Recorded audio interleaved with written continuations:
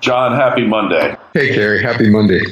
This is suddenly, over just the past few months, an extremely familiar market. This is just like 1999 and early 2000 and 2006/2007 when things have gone on longer than a rational analyst using historical valuation measures thinks they should be able to go. And then everything spikes. When it should be crashing, it's spiking because you get the blow off top of a long bull market right at the end when everybody just gives up and says, look, okay, I can't pass up this easy money anymore. I'm going to take my cash and I'm going to buy stocks randomly, and everything goes up. And it's not just in the U.S., it's all around the world that this is happening now, with pretty much every major market index hitting record levels. And that's really uncomfortable for contrarians and for short sellers. But it's exciting for the people who've been long all this time because they're proven right and they're making a ton of money. But it also historically presages a huge crash. Now, the difference this time is that the backdrop isn't what it was in those past bubble expansions, because you've got central banks in extreme expansionist mode still. The Japanese central bank is still buying a lot of bonds and pumping huge amounts of cash into the market. The Chinese central bank is very expansionary. And the European central bank, though it's making noises about scaling back its QE program, it hasn't really done it yet. They're still buying a lot of bonds. And it's completely possible that behind the scenes, these guys are buying equities too. We just don't know at this point who's doing what. But the fact that most of the big central banks, with the exception of the Fed, and the Fed isn't that tight yet, most of them are still really expansionary, is giving a lot of fuel to this fire. So we can't necessarily use history to say, okay, this is 1999 or this is 2007 and the crash is coming this year, because the monetary backdrop is somewhat different. But I tell you what, this is both mathematically and emotionally, this is really familiar territory, Kerry, because I was smack dab in the middle of both of those previous bubbles, and uncomfortably so, because I was an extreme bear at that point in both of those cycles. So it's it's frustrating to watch things that really shouldn't happen keep happening. But the upside of that is that historically the crash that followed these blow off tops was commensurately impressive. And we'll see if we get the same thing here. There's no guarantee in life, but it's possible that 2018 will be fun for the short sellers once again. Well, my buddy Nick Santiago, he has a site, inthemoneystocks.com. And I don't know if you're familiar with him or not. I'm just mentioning him because he's in Tampa here. I'm away from Palm Beach County. I'm in Tampa. I had lunch with him yesterday. He called the crash in 2007. I guess the real crash was the first crash, or 8. He called it to the day. And you know how he did it? I mean, he was spot on to the day, John. He did it because he said the first 7, there's always crashes or often crashes in year 7. And then he went back to 1907 and traced the crashes to present time. And that first 7 of a new century is always deadly. And his feel is it's going to go sideways, sawtooth for the next year or two. But 2021 is where it all hits the fan. We're not that far from 2021. And, they could just keep it up, because what is 2021? It's 3 times 7. And it's the year after the election where, hey, they got to keep it going for Trump. Trump has to keep it going in order to get reelected, right? Well, that's another recurring pattern. When there's a presidential election year, the party in power creates a lot of new currency and dumps it out there and borrows a lot of money and spends it. They just do really, really expansionist things in order to have a rockin' economy, just as people are deciding to make up their mind for who to vote for president. So there's no reason to think that won't happen again. But it's also kind of unusual to be this far into a cycle when that happens. It's not clear that any amount of liquidity will make a difference with stocks being valued where they are and bonds being valued where they are and all the stuff that's going on in the world otherwise, so it's, there's no guarantee that governments can engineer another couple of years of growth and positive asset price changes just because that's uncharted territory. They've never been able to do it in the past. We've never reached these valuation levels and just kept on going. So we'll see. Again, this is uncharted territory in so many ways, but based on history, we should be worried right now, or at least cautious, because when you buy stocks right now, you're paying a multiple of free cash flow, for instance, for the U.S. corporate sector that's never been this high before. In other words, stocks are more expensive by that measure and by pretty much every other measure. Any kind of the variations of PE ratios that are out there all show a level that's at or exceeding the levels of the past two cyclical peaks. So we should be really nervous about this. But again, we don't know how powerful central banks are at this point, whether they can lean against the long wave that should have us in contraction already, how much longer they can keep this going. Yeah, well, also we didn't mention oil's back over $60 a barrel. We got a sign here that prices look like they're going up. Talking consumer prices. We've already had the inflation in financial assets and in real estate. We haven't had it in commodities yet, which is really fascinating because that's what drives consumer prices going up is commodities. And what drives commodities going up is when banks start making stupid loans, which is something that every bank has a untapped talent for doing, right? Once they start loaning money and interest rates start going up, then we get rising consumer prices. I don't want to call it inflation because that is not the Austrian definition of inflation. As you know, inflation is increasing money supply. Yeah. And we've seen that starting in 2009, right? The money supply has been going up faster than the overall economy, and it hasn't resulted in a consumer price index increase beyond target because all that free cash has been flowing into asset prices. And so stocks and bonds, if you look at them, you've got a raging inflation. We're hyperinflating in terms of financial asset prices, but not in terms of what you pay at the grocery store and how much your car costs, stuff like that. But as you said, we're seeing an increase not just in oil now, but in industrial commodities across the board. Let that continue for a little while longer, and then the economy kind of takes on a boomy feel. When you've got the prices of raw materials rising at an accelerating rate, that's a signal, as you said, to banks to start lending money out there. And they're sitting on a mountain of excess reserves. If they want to make new loans, they can make them in almost infinite quantities. And if that were to happen, then you definitely see an overheating economy, not just here, but around the world, which would lead central banks to raise interest rates. And then you're in really familiar territory. That's how these things usually end, is central banks get a little worried and they start leaning against the growth by raising interest rates. Doesn't do anything, so they do it again. Doesn't do anything, so they do it again. And you get this upward march in short-term interest rates until they exceed long-term interest rates. And you get the dreaded inverted yield curve, and that cracks the economy. And then growth stops, the banks tank, stocks tank, and all the normal post-boom kinds of crises start to happen.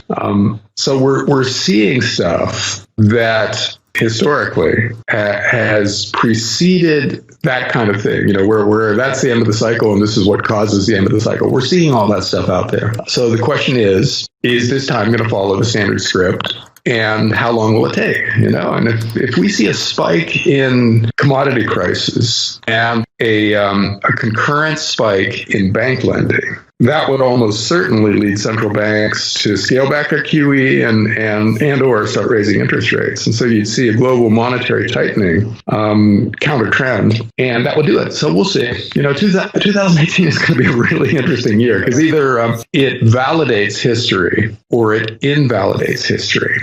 And either one of those is pretty exciting from the point of view of financial theory, right? If it validates history, then we see this monstrous crash in asset prices, because that's what we got the last few times that we were in this kind of a situation. If it invalidates history, then we see uncharted territory where valuations don't matter anymore. And all that matters is central bank liquidity. And people get the idea that we can keep on growing forever as long as central banks decide that's what they want. So imbalances be damned. It doesn't matter if iron ore is going up by 20% a year or copper is just spiking or whatever, because we're going to grow forever and it doesn't matter. We can handle those higher prices. We can handle higher wages. We can handle extreme increases in bank lending. That's all fine because central banks have our backs. So we'll see. It's hard for me to let go of history. I have a lot of trouble thinking that the laws of finance and economics don't apply to this cycle as they have applied to every cycle that you can find going back as far as you want to go back. So I don't know. We'll see. Yeah, we will see. It's going to be here before you know it. But I do believe that when the banks start lending, which they're going to here, because look, John, who else, when you think about it, the banks all had extremely high effective tax rates in the 30+% level. Now they're saving almost 40% on their federal income tax tab. And where's that money going to go? Those extra couple billion? Yeah, they could theoretically buy the stock back, and they will buy some, no doubt. But they're not going to go overboard on it because it's very bad PR. And you see the whole PR offensive that has taken place after the tax bill, where, hey, let's give all of our employees $1,000 more for Christmas. Merry Christmas, one and all. Ho, ho, ho. And it's a million workers have gotten at least $1,000 or more, as well as many raises, everything else. Whatever the big boys do in the big boys sandbox, putting that aside, some of that tax savings is going into increased loan activity. They're just going to do it because it's going to be more profitable than ever to do it. Yeah, and that was probably part of the deal. I mean, remember that guys from Goldman Sachs and Citigroup basically designed the tax cut. And no doubt, part of the deal when they sat down with the people who had to actually pass the tax cut was that, the minute you pass this, we'll make all these cool announcements that'll make you look so good. We'll give $1,000 bonuses to a bunch of people. But the fact is, corporate profits in general are at record levels already. And corporations have chosen to use those really insane profits and the borrowing power that comes with super low interest rates to just buy back their own stock and pay their executives huge bonuses and to buy each other out, right? Which also puts money in the pockets of executives and major stockholders. So I don't think that we're going to see a complete sea change in corporate psychology here, because there really isn't that much more to be built that's profitable, obviously. I mean, if there were lots of great ideas for factories and office buildings and housing tracts and things out there that would generate positive cash flow going forward, they'd be taking their record profits and throwing it at stuff like that. And they haven't been. So the idea that if we bump their profits up a little bit more by giving them lower taxes, the idea that will generate this rip-roaring boom and a blow-off top in the economy, not just in stocks. I don't know. We'll see. I doubt it, though. It doesn't seem like that's the kind of thing that's going to lead to a change in behavior, unless that was also part of the deal. If Trump sat down and said, well, you got to build factories now. But see, that's at this point in the cycle, that's malinvestment, right? If they already looked at it and thought it was a bad idea, cutting a deal with the government that requires them to build more productive capacity isn't necessarily a good idea. So we'll see.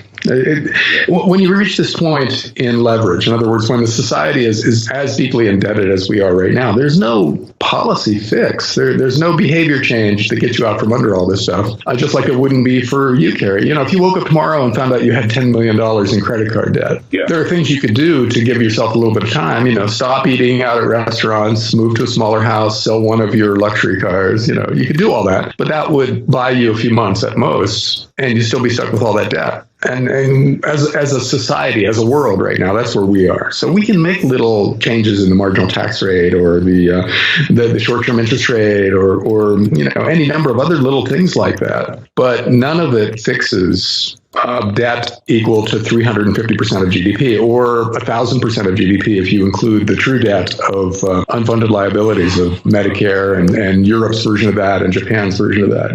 That's all out there. That's real. And we can't pay those bills. So all of the rest of this stuff is just, fiddling at the margins. And none of it really means anything in the face of the amount of money that we owe. So eventually that truth will become apparent to everybody. But in the meantime, people are looking at the small stuff, I think, and inflating its importance relative to the big stuff, which is leverage. I couldn't agree with you more. The thing that's really funny is we're going into the recession during Obama. We're having a meltdown, an economic meltdown. And what is his solution? Basically, to engage in deflationary behavior, increasing taxes and increasing regulation upon business. Now, arguably, we've been out of the depths of the recession for a long time, but there have been those constraints on the economy. We got Trump probably doing the most inflationary actions imaginable. And it doesn't mean that I'm against it, because anytime you can pay less taxes, I'm all in favor of that. But the timing of the whole thing really is less than fortuitous. I'm not sure if it can keep the economy going any longer, or the economy is just going to run its natural cycle. But at some point, it's going to run out of steam, and then where are we going to be? Well, yeah, I mean, you can keep borrowing money if you've already borrowed too much money, but that doesn't buy you infinite growth or a return to normality or anything. That just digs you into a deeper hole. And so for a government to shift gears, which, by the way, we always knew this, huh, Kerry? When they elected a Republican, any Republican, it was obvious that we were going to be fiscally expansionary. Yeah, these guys they're not small government people who are in the Republican Party now. When they get into office, they cut taxes and borrow the money to cover the difference, and they increase spending on stuff they think is important, like the military. So you get this rapid increase in government spending and a rapid increase in borrowing. The Democrats do the same thing, but they just spend money on different stuff. But if you don't look at the categories of spending, you just look at the total amount of spending and borrowing that happens, Republicans and Democrats are identical. They're mathematically identical. And that's all that really matters right now. It doesn't matter if we spend money on tanks and planes or on expanding healthcare from the point of view of what happens to us a few years hence because of all the debt that we took on to do it. We're bankrupt either way. Yeah. And it's hard to see that Trump's tax cuts will do any more good than Bush's tax cuts. Remember, he put through a big tax cut plan and borrowed the money to cover it. Yeah, well, it fueled sale of big screen TVs. Hey, I just got to tell you this one story. This is so typical of the chaos. If you heard about the chaos that went on in Kennedy Airport after the you've got to mention this also, after the bomb cyclone. Now, I checked Google for bomb cyclone. Prior to this year, it appeared 200 times since 2007. Nobody was ever talking about a bomb cyclone. It used to be called bad weather. And, now they've created you've seen the meme generated. It's in there in Google hundreds of thousands of times, that it just really, it's gone totally wild. So anyways, what are we going to do? It's just crazy stuff. But there's an article about there's a flight crew on this airplane in India, this called Jet Airways, an Indian airline, and the male co-pilot slapped the female commander shortly after takeoff, and she left the cockpit in tears. And this is what's going on in the skies here. It's a little chaotic. So anyways, whatever happens. But, we're in the same time period is really what I mean to convey by that story. Like, who hits another pilot when you're flying a 777? It's insane. So. Yeah. into a bomb cyclone. Yeah. You think they'd be more careful with the weather being what it is out there. Yeah, I don't know. This is one of those times when you can pretty much look in any direction and see stuff that is scary from a financial standpoint, because whether it's the weather or geopolitics, it all plays back into a financially really fragile system. Yeah. And any kind of a crisis now, no matter what direction it comes from and what it involves, is dangerous because we're ready for it. We're incredibly fragile because we borrowed so much money, and financial asset values are so high that there are air pockets under them. So scare people in any way for any reason, and you get the potential for a big bear market right now. And that's, I don't know, the hunt for the next big short is going on out there among contrarians and people who aren't impressed with what's going on. And it's not clear exactly what thing is going to be the best thing to short pretty soon, but something is. Maybe it's bonds. Maybe we should be shorting the bond market. That's Martin Armstrong's take. Stocks will go up, but bonds will crash from here. And that's completely conceivable just because every asset category is overvalued. So some of them will fall more than others, but a lot of them are going to fall a lot when this blows up. And it could easily be that you want to be shorting one of the big bond ETFs. Right. Or selling or buying options on them, put options on them. I don't know. We'll see, but we'll see what that could be the thing. In a couple of years, we'll look back and see if we were right about which things might be the next big short. But some of the things we talk about will be, at least one or two of them. That's for sure. Well, hey, that's it for